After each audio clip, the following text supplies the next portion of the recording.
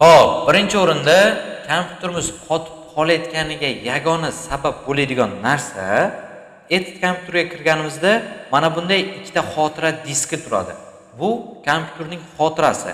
Основное kompyuterning o'zidagi fayllar yoki dasturlarni o'zini saqlab oladigan disk bu C disk bo'ladi. D disk esa bu biz uchun ishlatiladi. Qanday? Biz o'zimiz rasm yoki videolarni D diskka qo'yib qo'ysak bo'ladi. C disk esa kompyuter o'zi uchun foydalanadi. Windows uchun yoki undagi fayllar uchun. Ko'pincha holatda mana shu C disk to'lib qoladi. Agar mana bu rabochiy stolda fayllar yoki keraksiz dasturlar ko'payib ketib qolsa ham C disk to'lib qoladi. Aynan C disk to'lib qolgandan keyin kompyuter qotishni boshlaydi, juda sekin yonadi yoki sekin harakat qiladi. Biz mana shu narsani to'g'rilashimiz kerak. Buning uchun birinchi o'rinda qilinadigan narsa Vyplnit oynasida foizli tempga kiramiz. Foizli tempda mana bunday fayllar chiqadi. Bular cache fayllar, vaqtinchalik одноразовый fayllar bo'ladi. Biron bir dasturga, faylga yoki internetga kirganimizda bularning barchasi mana shu joyga kirdi yoki shunday harakat qilishni boshladi deb saqlanib qilib oladi. Biz mana shularni orasida o'chirib tashlashimiz kerak. Barchasini belgilash uchun Ctrl A ni bosamiz.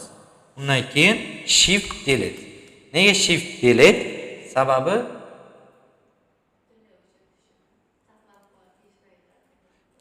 korzinkaga saqlanib qoladi. Oddiy delete orqali o'chirsak, korzinkaga tushib boradi. Korzinkaga tushgan narsa bir umr qolib ketadi. 10 yildan keyin ham, 15 yildan keyin ham o'chmaydi. Mana bunday narsa chiqsa, hozir bu ishlatilayotgan faylni ko'rsatyapti. Shuning uchun o'tkazib yubor degan narsani chiqaryapti.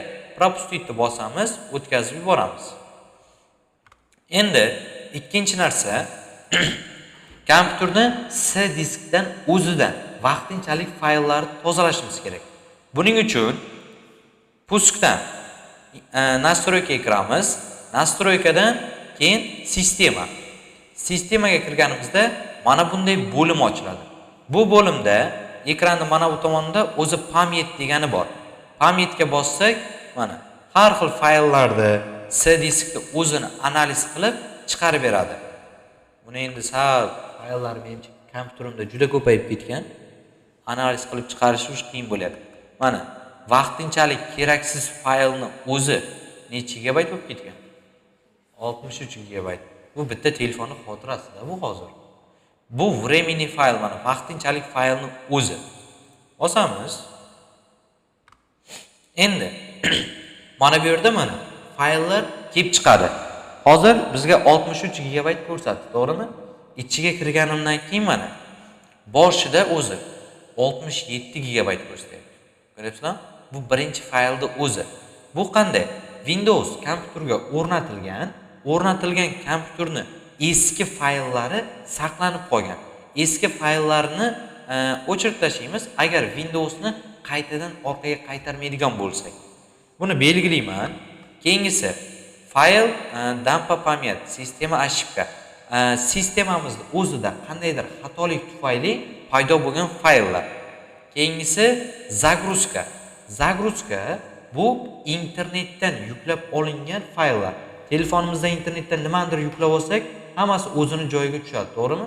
Rasm yuklab olsak galeriyaga tushadi, video yuklab olsak boshqa joyga tushadi. Kompyuterda esa nimani yuklab olishlaringdan qat'iy nazar bu yerda загрузкаga tushadi. Загрузкani ham tanlab o'chiraman. Keyingisi optimizatsiya.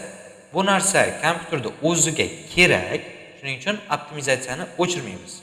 Eskiz video fayllar yoki yaratgan dokumentlarimiz bo'ladi.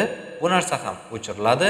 Временный fayl, bularning hammasini tanlaymizda, undan keyin удалить fayl. Общий mana 71 gigabayt joy hozir mana shu joydan tozalanadi. Удалить fayl. Настройка orqali C diskni tozalashni ko'rdik, to'g'rimi? Endi bizda keyingisi kompyuterimizda bitta joyi bor. Sizlar qaysi dasturga qachon, nechida kirsalaring yoki brauzerga kirib nimadir ko'rsalaring yoki Telegramga kirib qaysidir joyga kanalga kirsalaring, hammasini saqlab qoladigan joyi bor. Bu narsani ham doimiy ravishda tozalab turish kerak. Bu ko'pchilik aytganda jinoyat izi deyiladi.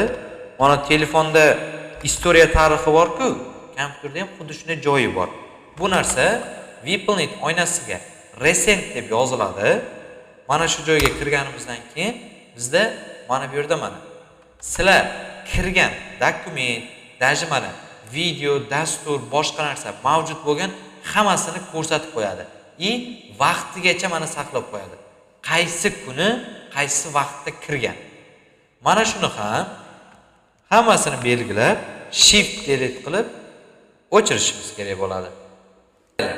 Endi keyingisi kompyuterda dasturlar bor, to'g'rimi? Mana bunday dasturlarni biz hozir fayllarni yoki hujjatlarni o'chirishga shift delete ishlatsak, mana bu dasturlarga shift delete bossak, mana shift delete qilaman, umuman to'liq o'chirib yubordi, to'g'rimi? Lekin bitta farq tushunib olishimiz kerak, bu dastur. Dasturda hech qachon shift delete bilan yoki mana ustiga mishkan o'yin tugmasini bosib, udalitni bosishadi.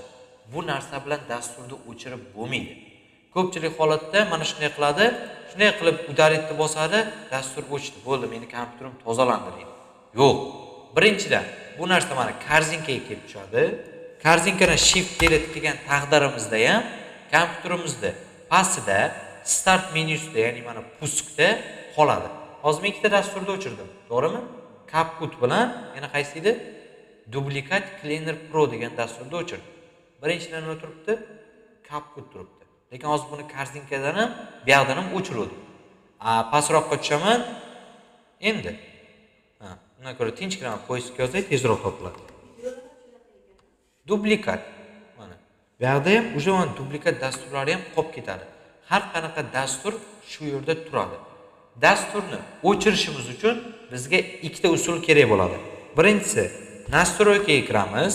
Настройкада приложение degan joy turadi. Приложениеda mana bu yerda dasturlar chiqadi. Mana Duplicate Cleaner Pro.